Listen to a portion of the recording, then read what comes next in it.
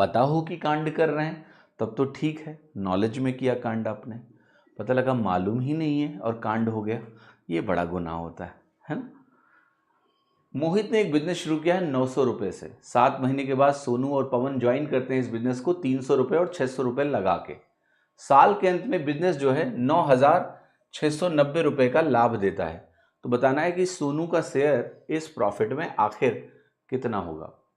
एक चीज का आप सभी को इस प्रश्न में ध्यान रखना है सबसे पहले तो, कि भाई देखो, जो मोहित है उसने इस बिजनेस की शुरुआत करी है और जो सोनू है और पवन जी हैं ये इस बिजनेस में आए हैं लेट में और 7 महीने के बाद आए हैं।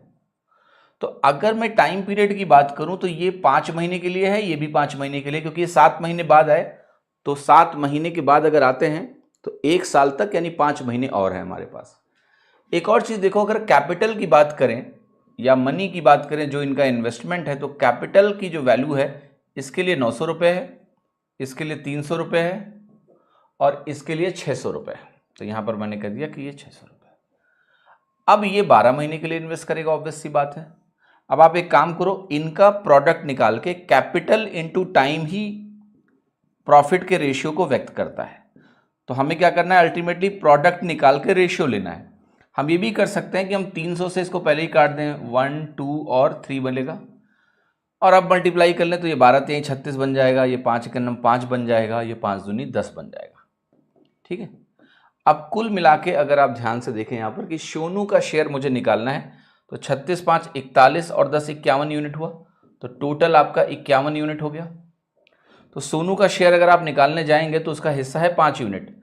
अब ये 51 यूनिट जो टोटल प्रॉफिट है वो 9,650 रुपये के बराबर है, 9,690 रुपये के बराबर है। ठीक है, तो यहां लिख दिया। अब 51 से अगर मुझे काटना है किसी भी चीज को तो मैं क्या करूंगा। अच्छा देखो, यहां पर अभी जे मेरे कान में आके बड़बड़ा रहा है कि सर उत्तर बी है, क्यों टाइम पास कर रहे हो। तो जे कह रहा है उत्तर बी है। जे कैसे कह रहा है उत्तर बी है, अभी आते हैं इस पे। ठीक है, जुगाड़ू जतिन थोड़ा पहले सोच लेता है, क्या करें, हमसे पहले सोच लेता है, बट वो बोल रहा है उत्तर बी ही है। कैसे है अभी समझेंगे, पहले ये समझो। अब यहां से 1 यूनिट की वैल्यू निकालते हैं, घसीटा लाल मोड में भी सॉल्व करते हैं। तो 1 यूनिट की वैल्यू कैसे निकलेगी, 51 होता है 17 इंटू 3, तो पहले आप काट लो 17 से, 17 25 85 होता है, 11 बचेगा 119 आएगा, 17 7 119 हुआ, 570 हुआ, फिर 3 से काटो तो ये आ गया 190। अब 1 यूनिट अगर 190 रुपये के बराबर है तो देखना ध्यान से, 5 यूनिट किसके बराबर होगी, 5 गुना हो जाएगी, जो कि सोनू का शेयर है, तो ये 950 रुपये हो गया। तो अगर ये वैल्यू 950 रुपये हो गई तो आंसर क्या होगा, बी। कैसे जे ने इतना जल्दी बोला यहां पर इस स्टेज पे, इसको बहुत ध्यान से समझते हैं। देखो, अगर 51 यूनिट 9,690 के बराबर है रुपए में, ठीक है, तो मुझे एक बात बताओ आप कि यहां से अगर मैं 10 से डिवाइड कर दूं तो 5.1 यूनिट 969 रुपीज के बराबर आएगी या नहीं, यस।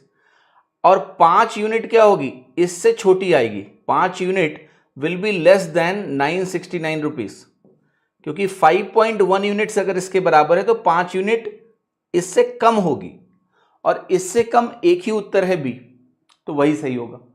तो जे क्या करता है ना कि जहां पर कैलकुलेशन में उसकी नजर थोड़ी पैनी है कि अगर वो 51 यूनिट देख रहा है तो ऐसा नहीं कि वो 1 यूनिट निकालेगा फिर 5 यूनिट निकालेगा, उसे पता है मुझे 5 यूनिट निकालना है, जो कि 51 यूनिट के 1/10 से तो कम होगा। तो 1/10 करके 5.1 मिला, उससे थोड़ा कम होगा। तो इसका मतलब आंसर बी के अलावा कुछ भी नहीं हो सकता है। एंड इस तरीके से वो जल्दी से बोल पा रहा है कि देखो जो उत्तर है आपका वो बी के बराबर है। कितने लोगों को ये बात थोड़ी थोड़ी थोड़ी थोड़ी पल्ले पड़ी, है ना, समझ में आया।